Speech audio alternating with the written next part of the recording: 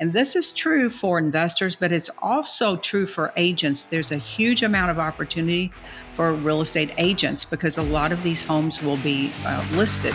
Welcome to the Freedom Point Real Estate Podcast, where we talk about creating more time freedom through passive real estate investing. Passive investing in real estate challenges conventional investment wisdom. We are passionate about learning and sharing resources with others who are ready to transform their investing mindset. Quick disclaimer as always, I am not a CPA, I am not an attorney or a financial advisor. This is not financial advice, not telling you or anyone else what to do. The views and opinions expressed in these podcasts are provided for education and informational purposes only and are not necessarily the views of my employer, ADP. I'm glad you're here. Now let's dig in. All right, welcome back, Freedom Point Podcast listeners. Thank you again for joining another episode of the Freedom Point. My name is Jeremy Dyer. I'm your host today. I have a great guest with me today, Sharon Vornholt. Sharon, welcome to the show. Thanks for having me. I'm happy to be here. Yeah, absolutely. Appreciate you joining us today. A little bit about Sharon. She is the owner of Innovative Property Solutions in Louisville, Kentucky. She began investing in 1998 and is best known for her expertise in probate investing. Sharon has done hundreds of transactions, including rehabs, rentals, and wholesales. And her focus today is on teaching others how to add probates to their existing business as a lead source so that they never have an ending stream of leads. Sharon, I'm going to tell you right now, I know nothing about probate investing. So I'm going to start there. As the host of this show, please help us understand a little bit more about what Sharon's been focused on, what you're currently focused on today, and this new probate investing potential avenue for investors to look at. It's an exciting time, and I found probates quite by accident. When I look back on it, I think I was probably a little bit of a lazy investor because I didn't want to get in there and scrap around with all the agents and investors on the MLS. So I've always focused solely on off-market deals. And it worked for me because I had another business before real estate where we focused on direct mail marketing. I'd like to say it was back before the internet.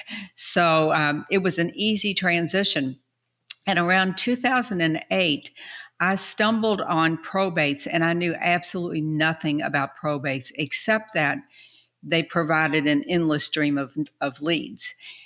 So the way the probate process works is that it's a straight line process in almost every state in the U.S.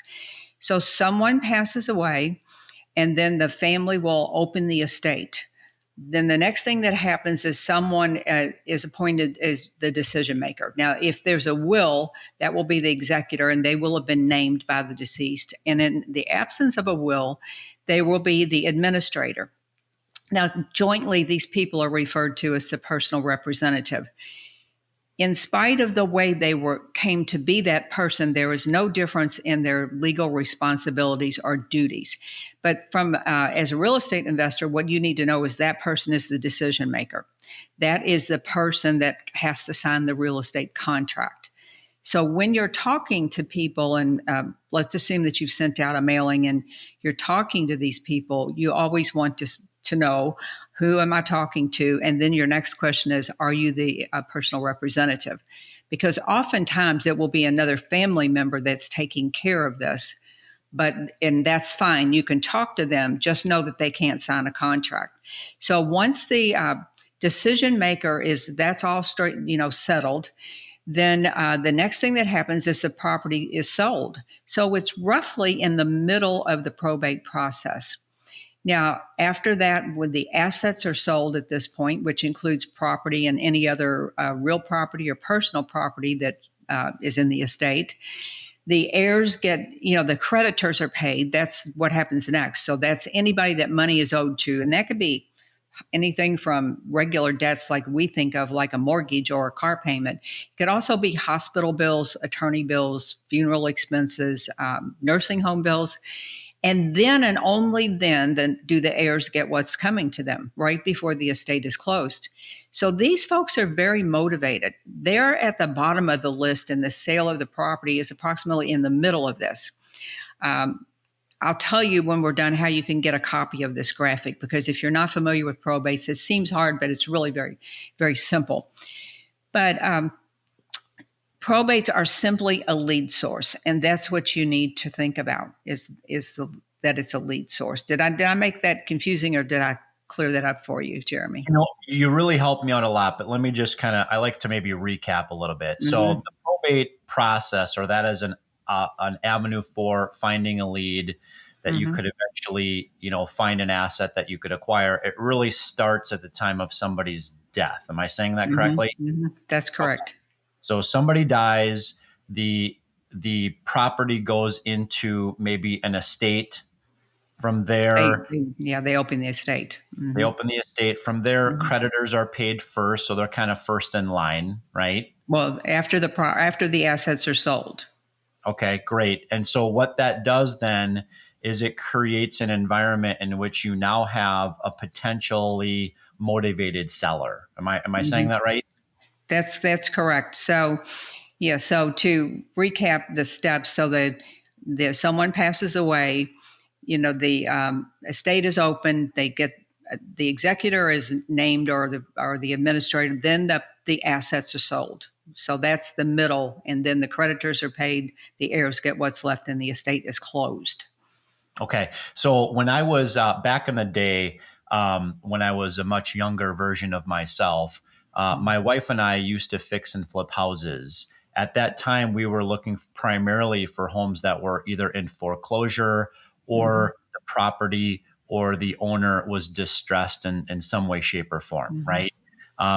We didn't explore this type of an option. So it's very interesting to hear about this. I would assume that the target audience that you're looking to help are really those types of individuals that were like me, where we're looking for single family homes to ultimately fix and flip and potentially, rent them out as well. Am I saying that correctly? That's correct. And if you stop to think about this, many of these homes will be listed on the MLS. They're the pretty homes, the nice homes. But if you stop and think about the typical probate property, they may have a new roof on the house, new windows, and shag carpet and metal cabinets. Cosmetically, they're a mess. Now they may need major upgrades, but very often elderly people, they take care of those big things. What happens is the family will decide, sometimes it's even a nicer house. They just don't want to fool with listing the property. But there will be a decision made as to whether to list it or to sell it to an investor.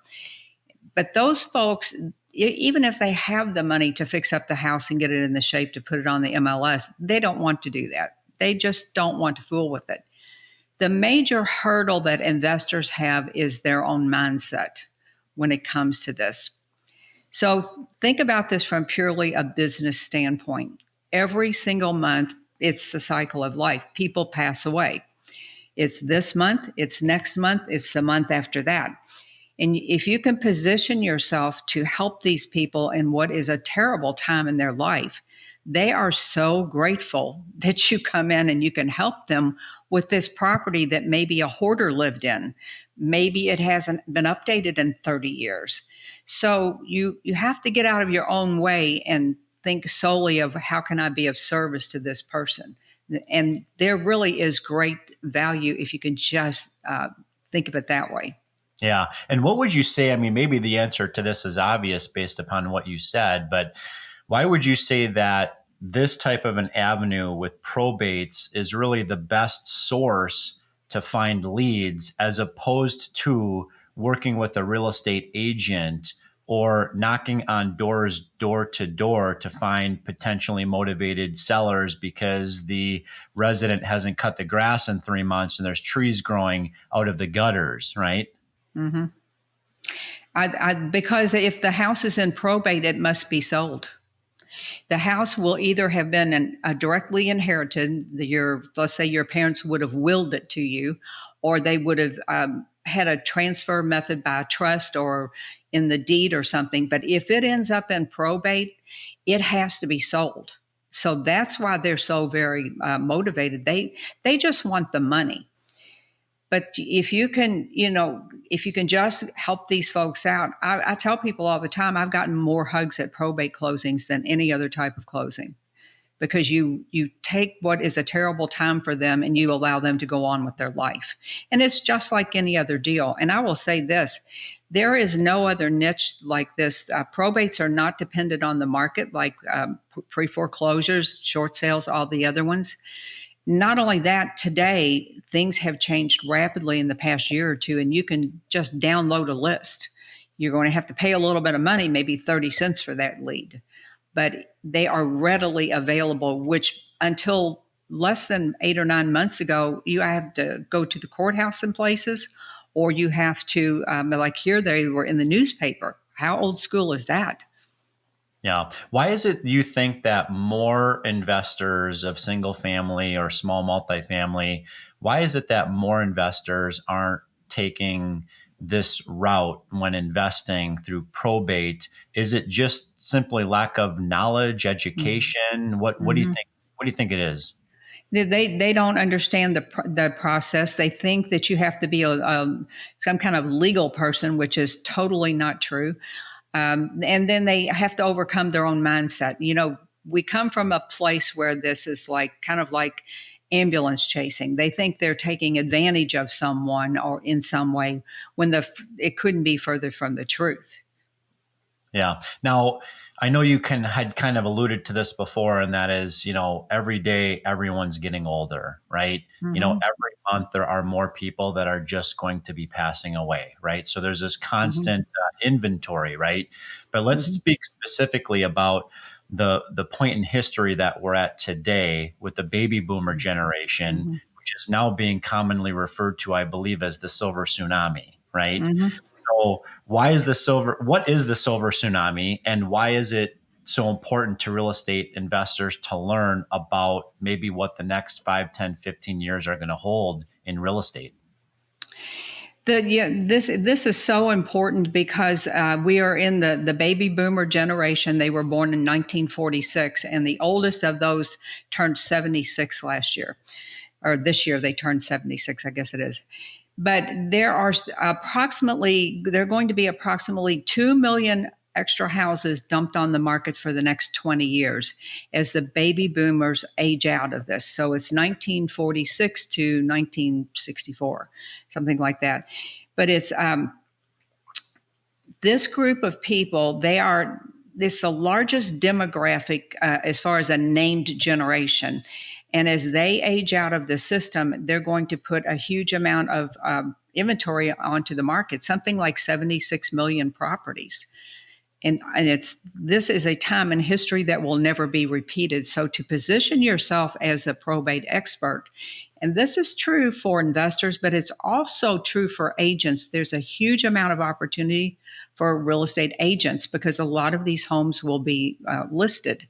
So just understanding how you can benefit, how you can help these people and benefit by adding probates as a source of leads. You don't have to make it your only source of leads. That's what it was mostly my source of leads, but you can add it to your business and build a very lucrative arm to Yeah. your existing business. Now, I know that you've got some fairly extensive background in, rehabs, rentals, Mm-hmm. wholesales. So you've largely had your finger and kind of pulse on the real estate market for a while. Mm-hmm. What was kind of that main trigger event as to why you decided to maybe shift or focus specifically on, probates and probate investing education? Because I saw people leaving so much money on the table. After, so I've been doing this since, I hate to say it out loud, 1998. So 25 years. And there was a point at which, you do deals that you mentioned when you were young and you used to rehab, you change over the years. And I just saw the opportunity to educate people about this niche because when I discovered it in 2008, there was zero information about probates. I mean, there literally was nothing. And I like to think that one of my roles on this face of this earth is to help people have maybe a little bit easier time and benefit from what I've learned along the way. And I'm sure it's the same for you. We don't want to see people have the same struggles. They'll have different struggles probably, but we want them to have an easier path. Yeah, absolutely. Let me ask you another kind of reflective type question. Mm-hmm. The answer can't be probates. Okay. I'll preface it with that. So Okay. reflecting on your own personal real estate investing journey as an investor, what would you say has been the key to your success in real estate investing? I think it was just staying in the game and always learning. I'm a lifelong learner. I like to think that I can think outside of the box, and I like to go where there's a opportunity. Maybe other people aren't there. I've worked out of state absentee owners for years too, and somebody said, "Well, you'll never get rich off of that," and I said, "That's true," but what I called it was marketing money. Download a list, mail them, and pays for all my other marketing. But I think to be successful, one, you have to always be learning because things change. Look at AI and all that's going on with that. But I think the secret to success is just not giving up. And the third thing, well, I'd say this too, is being prepared to live outside of your comfort zone. I don't care what you say. If you are in this all fuzzy, comfortable spot in your business and you don't ever feel a little bit uncomfortable, then you're not growing. Yeah, absolutely. What would you say to that brand new investor?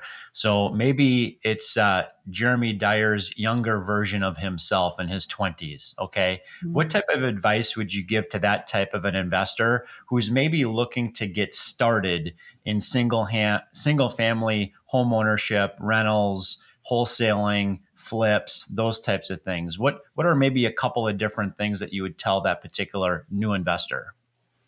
Well, number one, I think, is pick a strategy and master that before you try to do 15 different things. Now, I think your strategy is, well, as you know, is very dependent on where you are in life. Do you have access to money?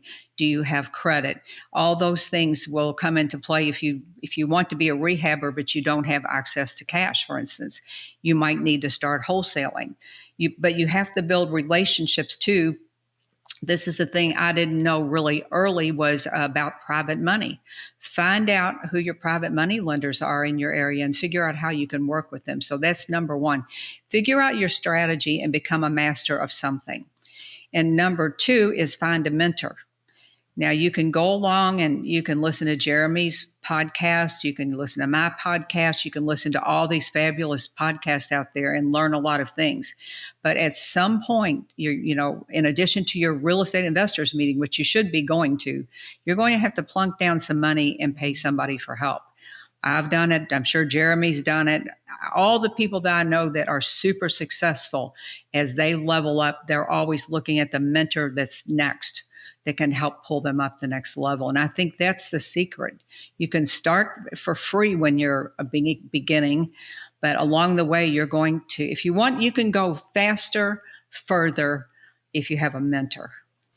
Listening audience, I want you to hit pause and I want you to go back 30 seconds and listen to what Sharon just said. Because what she just said truly is the pixie dust that many people are looking to have sprinkled on them in order to immediately find success in real estate, which doesn't happen with pixie dust. It happens with what Sharon eloquently laid out just moments ago. So thank you for that. And speaking of podcasts, I would love to give a shout out to your podcast and then ask a question.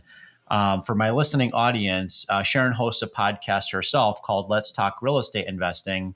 And my question for you, Sharon, is, what is that podcast's main goals, and how do you choose topics that resonate with your audience, or perhaps maybe guests that resonate with your audience? Well, I understand who my audience is, and it's I have a mix of beginners and seasoned investors, and I have focused always on single family homes. So not that I'm against any other investing strategies. That's just what I know, and I think everyone understands single family homes because mostly lived in one. But I choose guests, and sometimes guests come to me, and always they come to me and they say, sometimes I'll say, well, I'm not sure they're a fit. And I'll stop and think about it for a minute, and I'll go, yep, they really are. For instance, I had someone on to talk about speaking, and I'm thinking, well, how can that help the average investor? But if you stop to think about it, we give presentations every time we walk up to talk to a seller or, have a conversation or negotiate. But I try to get a mix of people, and even people that, I've had multifamily investors on, I've had people, private money lenders on, uh, you name it, I've had those people on the podcast. But I always look at my people that listen and say, is this something that they can learn something from? My goal with the podcast is learning. It's not selling. Yeah, Selling absolutely. something. Yep. Yeah, absolutely. Provide value to your listening Mm-hmm. audience, and people will tune in.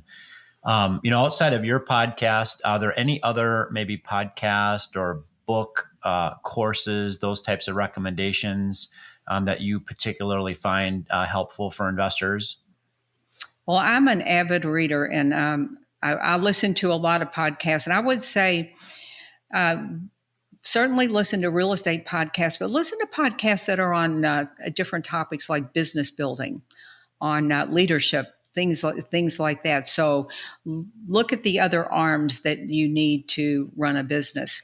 But one author that I particularly love, and I actually had him on my podcast, was Mike Michalowicz.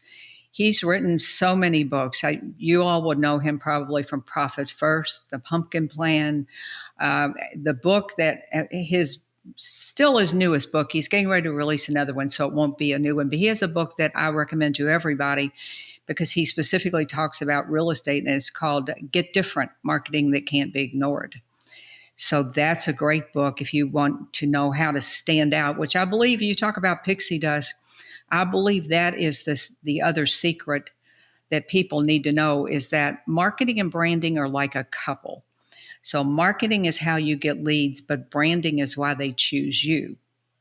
So even if you're a brand new investor and you're at your RIA meeting, your real estate investors meeting, go up and meet someone. Like, you can walk up to Jeremy or to me and introduce yourself and say, I'm brand spanking new and I'm here to learn. Just be who you are. Or I've done 3 deals and I'm here to learn. But the next thing you should say is, what can I do for you? Is there some way I can help you? There's value in knowing people, but it's even better if they know who you are. So you should strive to be known within your peers and your groups. Yeah, absolutely. That's some great recommendations there. The next question that I have for you is maybe what's next for Sharon, either personally or professionally. Do you have any specific goals for 2024 and beyond? Well, I do. I have a probate course, Probate Investing Simplified, and I'm putting together a new group for these folks so that I've figured out where people get stuck, and to help them move forward. I'm always looking to provide different educational venues for people. And this year, I hope to do some master classes for folks. There are common areas, I'm sure where investors get stuck, at certain stages. And I think it's really our duty to give back to folks. Certainly, we sometimes sell things, but also we to provide value for people. Yeah, that's great. What would be maybe a couple of different ways that our listening audience can learn more about this upcoming master class, maybe some of the tools and resources that you've been developing and putting together? And even if you're okay with people engaging and connecting with you directly, how would they do that? Sure, they can always email me at sharon@sharonvornholt.com. And you can go over to the blog, the Louisville Gals Real Estate blog, and get one of the freebies. There's a freebie over there called, there's a number of them, but the Probate Investing Starter Kit, which is free. And that will give you like the graphic that I just told you about, the steps in the probate process. That will put you on my list, and then you will know whenever I release something new or have a training or whatever, podcast or whatever. That's great. Well, we'll definitely put some of those resources in the show notes for the episode here today. Sharon, I knew nothing about probate investing until today. Oddly enough, really appreciate having you on the show today and providing such tremendous value to the audience. So thank you. It was my pleasure. Thanks for having me. Absolutely. And listening audience, thank you again for jumping into another episode of The Freedom Point. We're so glad you joined us today, and we look forward to having you join us on the next episode. Thank you for hanging out with us today and for listening to the Freedom Point podcast, powered by Starting Point Capital. This show is for entertainment purposes only. Nothing said on this show should be considered financial advice. Before making any financial decision, please consult with a professional. This show is copyrighted by the Freedom Point podcast. Written permissions must be granted before syndication or rebroadcasting. If you're interested in connecting, you can find contact information at startingpointcapital.com.